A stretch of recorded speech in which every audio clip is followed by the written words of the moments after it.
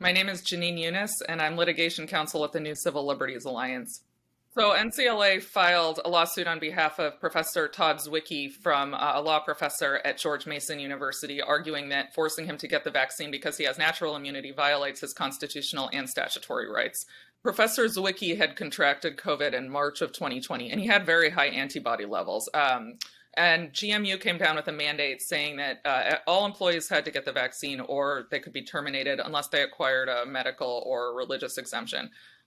So we filed suit on behalf of Professor Zwicky. He didn't want to get the vaccine.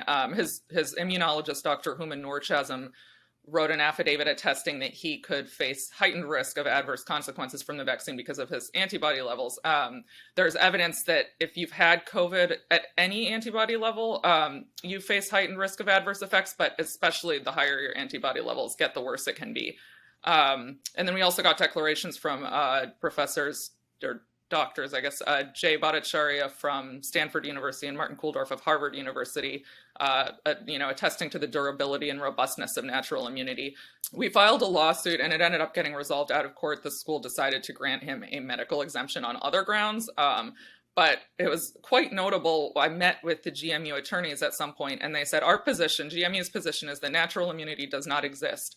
And that seems to be the position of a lot of these universities. And it's just shocking. Natural immunity exists. The literature there's no question. And why